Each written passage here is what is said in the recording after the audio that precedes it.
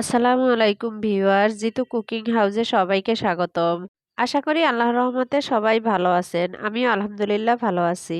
ইলিশ মাছ রান্না করা কিন্তু খুবই সহজ। আমার মনে হয় কম বেশি সবাই ইলিশ মাছ রান্না করতে পারেন। তবে ইলিশ মাছটা একটু বড় হলে সেটা আমি বাসায় কিভাবে ভুনা করি সেই রেসিপি আমি আপনাদের সাথে শেয়ার করব।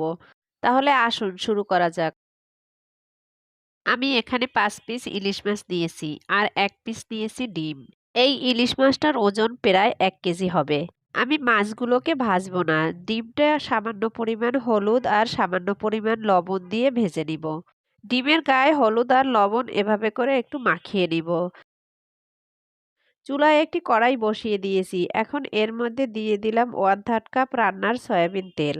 তেলটা যখন ভালো করে গরম হয়ে যাবে তখন এর মধ্যে আমি ইলিশ মাছের ডিম দিয়ে দিলাম। এখন অপেক্ষা করব এই সাইডটা ভাজা হওয়া পর্যন্ত।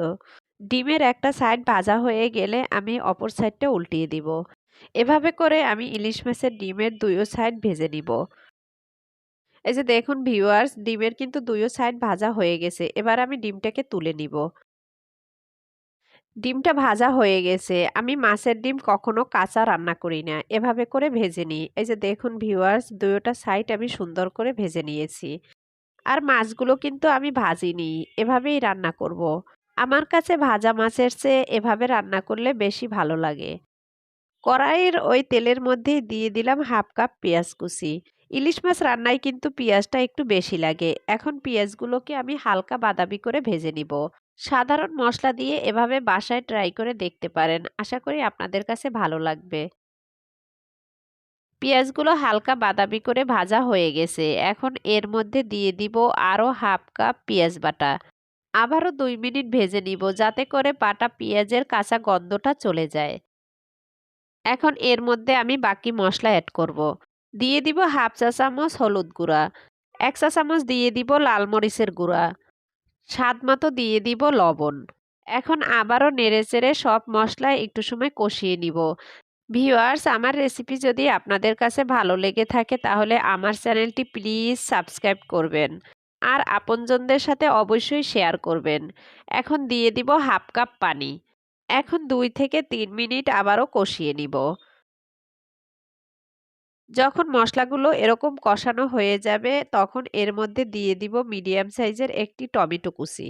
এবার মসলার সাথে নেড়েচেড়ে টমেটোটাকেও ভালো করে কষিয়ে নিতে হবে যাতে করে টমেটোটা একদম গলে গিয়ে মসলার সাথে মিশে যায়।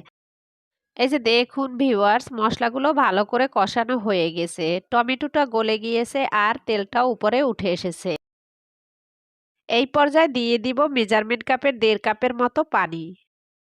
এখন নাড়া দিয়ে পানির সাথে সব মসলা ভালো করে মিশিয়ে দিব আর অপেক্ষা করব পানিটা ভালো করে গরম হওয়া পর্যন্ত। যখন ঝোলটা ভালো করে গরম হয়ে যাবে তখন এর মধ্যে আমি মাছগুলো দিয়ে দিব। বড় ইলিশ মাছ ভেজে রান্না করলে মাছের তেলটা বের হয়ে যায়। এভাবে মশলা কষিয়ে মাছটা রান্না করে খেয়ে দেখেন। এভাবে রান্না করলে মাছটা যেরকম নরম থাকে খেতেও কিন্তু অন্যরকম একটি মজা আছে। এখন আমি মাছটাকে ঢাকনা দিয়ে ঢেকে মিডিয়াম আঁচে রান্না করব ৩ থেকে ৪ মিনিট। ফিরে আসছি ৪ মিনিট পর। ফিরে এলাম ৪ মিনিট পর। এবার ঢাকনা খুলে মাছগুলোকে আমি উল্টিয়ে দিব। মাছগুলো উল্টানো হয়ে গেলে এর মধ্যে দিয়ে দিব ৪-৫টি কাঁচামরিচ। আমি কিন্তু কাঁচামরিচ আস্ত দিয়েছি যাতে করে এর ঝালটা না বের হয়, ঘ্রাণটা বের হয়। এখন চুলার আঁচ কম করে দিয়ে ঢেকে রেখে দিব ৩ থেকে ৪ মিনিট যাতে করে কাঁচামরিচের ঘ্রাণটা ভালো করে বের হয়। ফিরে এলাম প্রায় ৪ মিনিট পর। এই যে দেখুন ভিউয়ার্স, তেলটা উপরে উঠে এসেছে আর ঝোলটাও শুকিয়ে এসেছে। এবার আমি চুলা থেকে নামিয়ে আপনাদেরকে পরিবেশন করে দেখাচ্ছি। ভিউয়ার্স, ইলিশ মাছ রান্না করা কিন্তু খুবই সহজ। আশা করি আমার রেসিপি আপনাদের কাছে ভালো লেগেছে। আমি কিন্তু ইলিশ মাছে কোনো আদা রসুন ব্যবহার করিনি।